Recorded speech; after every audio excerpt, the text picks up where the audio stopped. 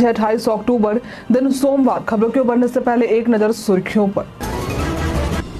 336 बड़े बालू घाटों की अब तक हो सकी ई नीलामी। 16 अक्टूबर से 190 घाटों पर हो रहा बालू खनन। नवंबर से 217 बालू घाटों पर खनन की संभावना। छठ के नाम पर इमोशनल हुए पंकज त्रिपाठी। इस बार छठ में बिहार नहीं आ पाएंगे पंकज त्रिपाठी। बताया पूरी आस्था से छठ का त्योहार मनाएंगे।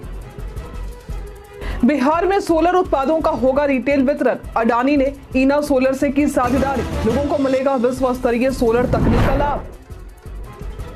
बिहार पर्यटन में बात होगी मछली तालाब की। बिहार के मुंगेर जिले में है स्थित सफेद संगमरमर की चट्टान से बनी है मंदिर। आज प्रदेश में कई जगहों पर बारिश की है संभावना। बारिश के कारण तापमान में हुई गिरावट। जाने प्रदेश के मौसम का मिजाज। हफ्ते में एक दिन फोन से बनाए दूरी। फोन की परफॉर्मेंस होगी बेहतर। मानसिक तनाव से भी मिलेगी मुक्ति। बॉर्डर गावस्कर ट्रॉफी में समी का नहीं आया नाम। टखने में चोट के कारण समी को टीम में नहीं मिली जगह। इंस्टाग्राम पोस्ट के जरिए समी ने फैंस से मांगी माफी। समी ने 60 से भी अधिक पदों पर भर्ती निकाली है। आवेदन प्रक्रिया शुरू है और आवेदन करने की अंतिम तारीख 17 नवंबर है।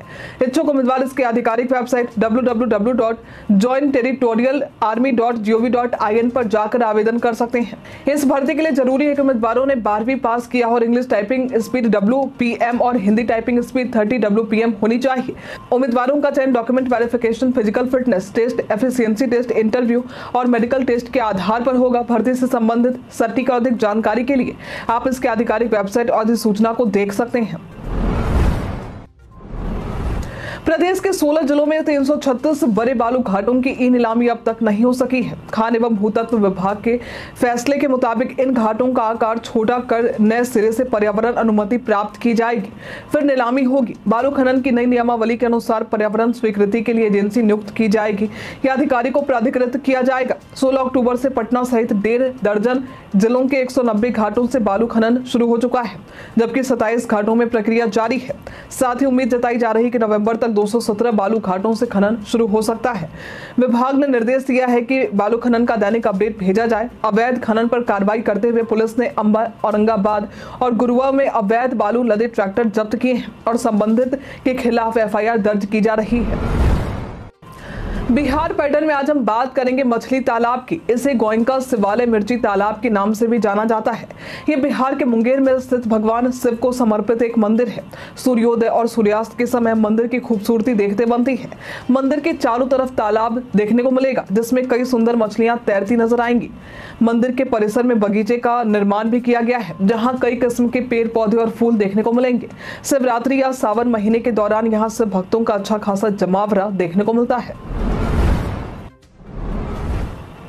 28 अक्टूबर यानी आज गोवत्स द्वादशी और रमा एकादशी मनाई जाएगी। माता और संतान का संबंध अत्यंत सुंदर होता है और हर माता की इच्छा होती है कि उसकी संतान को लंबी उम्र और सुखी जीवन मिले। इसी इच्छा के साथ कई महिलाएं गोवत्स द्वादशी का व्रत करती हैं, जो कि पुत्र सुख और समृद्धि के लिए बहुत शुभ माना जाता है। ये कार्तिक महीने की कृष्ण पक्ष की एकादशी को आती है और इसका मुहूर्त शाम के 5:39 पर रात के 8:13 तक रहेगा। गोवत्स द्वादशी पर गाय माता और बछड़े की पूजा का विधान है, जो संतान को सुख और समृद्धि का आशीर्वाद दिलाने में सहायक होता है। धार्मिक मान्यताओं के मुताबिक इस व्रत को सच्चे मन से करने से संतान के जीवन में कोई दुख नहीं आता है। सटीक मुहूर्त की जानकारी के लिए संबंधित विशेषज्ञ से आप सलाह ले सकते हैं। दिवाली के बाद बिहार के लोगों को छठ महापर्व का बेसब्री से इंतजार रहता है, जो इस साल 5 नवंबर से शुरू होगा। बिहार से संबंध रखने वाले बॉलीवुड अभिनेता पंकज त्रिपाठी ने बताया कि वे इस बार मुंबई में छठ मनाएंगे, जबकि उनकी भाभी पटना में पूजा करेंगी। पंकज त्रिपाठी ने कहा कि छठ मेरे लिए बहुत महत्वपूर्ण है और इसे पूरी आस्था के साथ मनाया जाएगा। उन्होंने इस पर्व की पवित्रता और अपने बचपन की यादों को साझा किया। हाल ही में पटना में फणीश्वर नाथ रेणु की शॉर्ट फिल्म लॉन्चिंग पर पहुंचकर पंकज त्रिपाठी इमोशनल हो गए थे। पटना के CGM कोर्ट ने शनिवार को पटना के जिलाधिकारी चंद्रशेखर सिंह के खिलाफ मुकदमा दर्ज करने का निर्णय लिया है। इस पर रविवार को पटना DM ने मीडिया से बातचीत की। उन्होंने कहा कि उन्हें इस मामले की जानकारी नहीं है और बताया कि कुछ समाचार पोर्टल पर बबलू कुमार उर्फ बबलू प्रकाश के परिवार पर न्यायालय द्वारा आदेश का समाचार प्रसारित हुआ है। DM ने स्पष्ट किया कि उच्च न्यायालय के आदेश का पालन करते हुए अतिक्रमण हटाने की कार्रवाई की गई है। उन्होंने बबलू कुमार पर आरोप लगाया कि उन्होंने सरकारी काम में बाधा डालने और कानून व्यवस्था को बिगाड़ने का प्रयास किया था। यदि प्रशासन का पक्ष सुने बिना कोई प्रतिकूल आदेश जारी हुआ है तो वे उच्च न्यायालय में अपील करेंगे। भारत की सबसे बड़ी सोलर निर्माता कंपनी अडानी सोलर ने बिहार में सोलर उत्पादों के रिटेल वितरण के लिए ईना सोलर के साथ साझेदारी की है। इस सहयोग से अडानी सोलर का रिटेल नेटवर्क 3500 से अधिक शहरों में फैल जाएगा। इस पहल से बिहार के लोग विश्व स्तरीय सोलर तकनीक का लाभ ले पाएंगे। अडानी सोलर के ऑफ ग्रिड और ऑन ग्रिड सोलर पैनल्स से उपभोक्ताओं को बिजली बिल में कमी और बिजली कटौती से राहत मिलेगी। ईना सोलर ग्राहकों को मुफ्त परामर्श, स्थापना सेवा और बाद की मेंटेनेंस जैसी सुविधाएं प्रदान करेगी। ये साझेदारी बिहार की नवीकरणीय ऊर्जा पहलों को मजबूत करेगी और राज्य की ऊर्जा जरूरतों को पूरा करने में मदद करेगी, जिससे स्वच्छ ऊर्जा का सपना साकार होगा।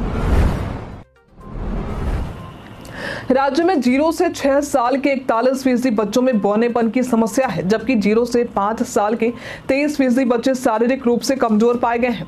महिला एवं बाल विकास मंत्रालय के निर्देश पर सितंबर में पोषण माह मनाया जाता है, जिसमें बच्चों की वृद्धि मापी जाती है। इस प्रक्रिया में 1,14,935 आंगनबाड़ी केंद्र शामिल हुए, जहां 90,88,458 बच्चे मापे गए। वृद्धि माप रिपोर्ट के अनुसार अररिया जिले में 49% बच्चों में बौनापन देखा गया, जबकि जमुई, औरंगाबाद, समस्तीपुर और शिवहर में ये आंकड़ा 47% है। पटना में 39% बच्चों में बौनेपन की समस्या मिली।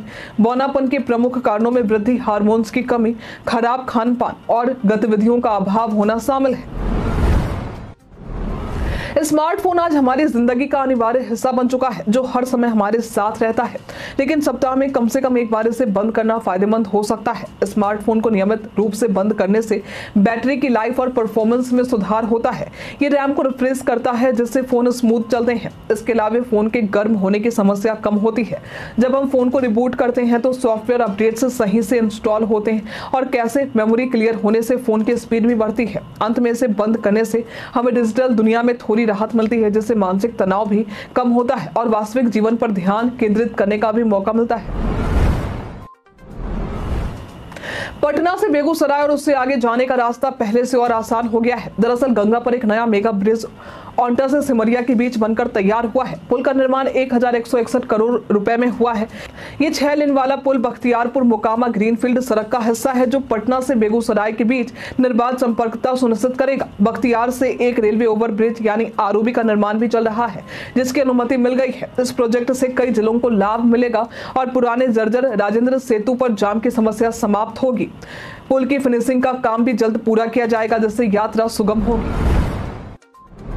वाहन पंजीयन प्रमाण पत्र यानी आरसी में मोबाइल नंबर दर्ज करवाने के कई फायदे हैं। इससे आपको सूचना और अलर्ट मिलेगी, ऑनलाइन सेवाओं का लाभ उठा सकेंगे, सुरक्षा और वाहन चोरी की स्थिति में मदद मिलेगी, ट्रैफिक नियमों के उल्लंघन पर तुरंत जानकारी मिलेगी, डिजिटल दस्तावेजों की सुविधा मिलेगी, लाइसेंस और वाहन पंजीकरण संबंधी गतिविधियों पर नजर रखने में आसानी होगी और वाहन बीमा व आरटीओ से जुड़े अपडेट मिलते रहेंगे। आरसी में मोबाइल नंबर दर्ज करने या सुधार करने की प्रक्रिया काफी सरल है।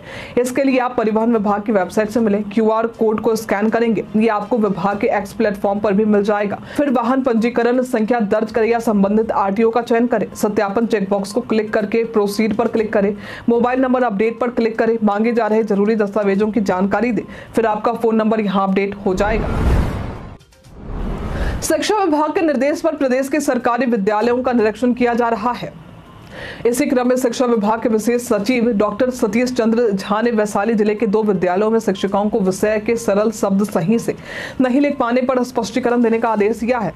जिला शिक्षा पदाधिकारी ने कुमारी गीता, जो उत्क्रमित मध्य विद्यालय मानिकपुर में शिक्षिका हैं, उनसे स्पष्टीकरण मांगा है, क्योंकि उन्होंने हिंदी के सरल शब्दों को सही रूप से नहीं लिखा था। वहीं उच्च माध्यमिक विद्यालय इतवारपुर सिसोला की शिक्षिका चंदना कुमारी से संस्कृत के वाक्य का अनुवाद नहीं कर पाने पर सवाल उठाया गया है। दोनों शिक्षिकाओं को 3 दिन के भीतर जवाब देने के निर्देश दिए गए हैं, अन्यथा कानूनी कार्रवाई की चेतावनी दी गई है। इस साल धनतेरस 29 अक्टूबर को मनाया जाएगा, जो कार्तिक मास की त्रयोदशी तिथि पर आता है। इस दिन लोग धन से जुड़ी वस्तुओं की खरीद करते हैं, जिससे घर में सुख और समृद्धि का वास होता है। हालांकि कुछ चीजें ऐसी हैं जिन्हें धनतेरस पर खरीदना अशुभ माना जाता है। धातु के रूप में लोहे की खरीदारी नहीं करनी चाहिए, क्योंकि ये शनि और राहु से संबंधित है, जो घर की शांति को भंग कर सकता है। कांच की चीजें जैसे सजावट के सामान या बर्तन रिश्तों में दरार ला सकती हैं। इसके अलावा पुरानी वस्तुओं की खरीदारी से घर में कलह बढ़ता है। अंत में प्लास्टिक की चीजें भी धनतेरस पर ना खरीदें, क्योंकि ये जीवन में धन की कमी ला सकती है। ध्यान रखें, हमने ये सभी बातें धार्मिक मान्यताओं के मुताबिक बताई हैं।